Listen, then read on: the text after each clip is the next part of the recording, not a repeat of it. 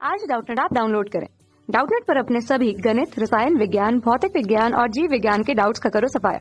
बस प्रश्न की फोटो खींचो, एक ही प्रश्न को क्रॉप करो और तुरंत वीडियो सोल्यूशन पाओ। अभी डाउनलोड करें। प्रश्न है, निम्न कार्बनियनों के स्थायित्व का सही क्रम क्या है। ठीक है ना। कार्बनियन के यहाँ पे 3 अणु हमें दिए गए हैं, 1, 2 और 3। ठीक है। और सही उत्तर के चयन के लिए हमें यहाँ पे 4 विकल्प दिए गए हैं, जिनमें इन अणुओं का स्थायित्व का क्रम दिया गया है। हमें सही क्रम को पहचानना है। ठीक है। तो देखिए, सबसे पहले बात किसकी हो रही है? कार्बनियन के स्थायित्व की। कार्बनियन का स्थायित्व कब अधिक होता है या किन बातों पर निर्भर करता है? यदि कार्बनियन के स्थायित्व की बात करें, ठीक है, तो कार्बनियन का स्थायित्व कब बढ़ता है? कार्बनियन का स्थायित्व उतना ही अधिक होगा जितना उसमें उपस्थित आवेश का विस्थानीकरण, आवेश अर्थात ऋणावेश का विस्थानीकरण जितना अधिक होगा, ठीक है, उतना ही इसका स्थायित्व बढ़ेगा। अब विस्थानीकरण कैसे होता है? अनुनाद के द्वारा, या फिर इसमें जितने इलेक्ट्रॉन आकर्षी समूह लगे, ठीक है, जितने अधिक इलेक्ट्रॉन आकर्षी समूह लगे होंगे या जितने प्रबल इलेक्ट्रॉन आकर्षण समूह होंगे, उतना ही कार्बनियन का स्थायित्व बढ़ेगा। ठीक है। अब इस आधार पर एक एक करके सभी कार्बनियनों की बात करते हैं। सबसे पहला कार्बनियन जो हमें दिया गया है वो है CH2 द्विबंध CH2 माइनस।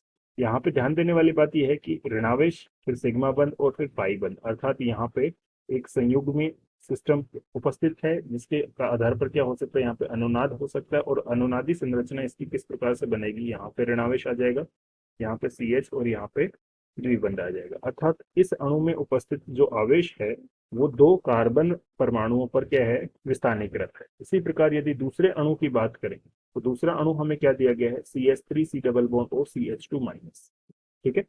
तो दूसरे अणु की बात करते हैं, CH3 कार्बन, यहाँ पे इस कार्बन पे द्विबंध ऑक्सीजन और यहाँ पे CH2 माइनस उपस्थित है। यहाँ पर भी ऋणावेश, सिग्मा बंध और पाई बंध, तो यहाँ पर भी विस्थानीकरण संभव है। और इस विस्थानीकरण के कारण जो अनुनादी संरचना बनेगी वो कुछ इस प्रकार की बनेगी। C, यहाँ पे ऑक्सीजन पे ऋणावेश, यहाँ पे द्विबंध CH2। ठीक है। तो यहाँ पे जो ऋणावेश है, ठीक है, वो एक कार्बन, इस अणु में उपस्थित ऋणावेश जो है वो एक कार्बन तथा एक ऑक्सीजन परमाणु पर क्या है? विस्थानीकृत है। एक कार्बन तथा एक ऑक्सीजन अणु पर विस्थानीकृत है। ठीक है। तीसरे अणु में यदि बात करें तो तीसरा अणु हमें किस प्रकार का दिया गया है? ध्यान दीजिए, तीसरा अणु जो हमें दिया गया है, ठीक है, उसमें है CH3 C double bond O CH minus, फिर से C double bond O CH3। तो यहाँ पर ये जो ऋणावेश है ये दोनों कार्बन ऑक्सीजन वाले द्विबंधों के साथ संयुग्मन में है, तो ये इधर भी विस्थानीकृत हो सकता है। तो इससे इसकी अनुनादी संरचना क्या बनेगी? CH3 C द्विबंध ऑक्सीजन, CH, यहाँ पे द्विबंध आ जाएगा और यहाँ पे O माइनस। ठीक है। और उसके आगे क्या उपस्थित है? CH3। ठीक है, यहाँ पे CH3। ठीक। अब दूसरा, इसका विस्थानीकरण जो हो सकता है, दूसरा विस्थानीकरण इसका दूसरी तरफ भी संभव है, इधर भी संभव है। तो इसकी एक और अनुनादी संरचना बन सकती है, अर्थात CH3 C, इस पे O माइनस, यहाँ पे द्विबंध CH C द्विबंध CH3। अर्थात इसमें उपस्थित ऋणावेश जो है वो एक कार्बन, ठीक है, और 2 ऑक्सीजन परमाणुओं पर क्या है? विस्थानीकृत है। ठीक है।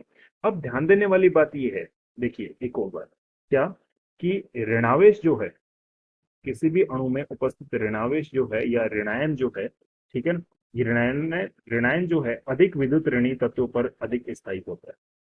अधिक विद्युत ऋणी तत्वों पर क्या होता है? अधिक स्थायी होता है, क्योंकि इसकी विद्युत ऋणता अधिक होती है, इस कारण ये ऋणावेश को आसानी से रख सकता है। ठीक है। तो अब यहाँ पे ध्यान दें इस आधार पर, तो देखिए पहली और दूसरी संरचना में कार्बनियन जो है वो 2 स्थितियों पर क्या हो रहा है? विस्थानीकृत हो रहा है। लेकिन पहले अणु में दोनों ही कार्बन है, ठीक है ना, और दूसरे अणु में एक कार्बन और एक ऑक्सीजन है, और ऑक्सीजन की विद्युत ऋणता हमें पता होता है कार्बन से अधिक होती है। तो पहले और दूसरे में कौन अधिक स्थायी होगा? पहले और दूसरे में अधिक स्थायी होगा संरचना 2, यानी कि कार्बनियन संख्या 2। और यदि तीसरे अणु में बात करें तो तीसरे अणु में विस्थानीकरण ही क्या हो रहा है? 3 परमाणु पर हो रहा है, जिसमें 2 परमाणु क्या है? ऑक्सीजन है, जिनकी विद्युत ऋणता कार्बन से अधिक है, अर्थात तीसरे का स्थायित्व जो है वो सबसे अधिक होगा। ठीक है।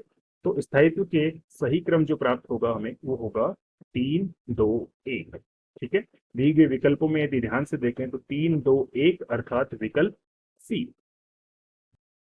कक्षा 6वीं से 12वीं से लेकर नीट, IIT, JEE वो एडवांस के लेवल तक 1 करोड़ से ज्यादा छात्रों का भरोसा। आज ही डाउनलोड करें डाउटनेट ऐप या व्हाट्सएप करें अपने सारे डाउट्स 8400 400 400 पर।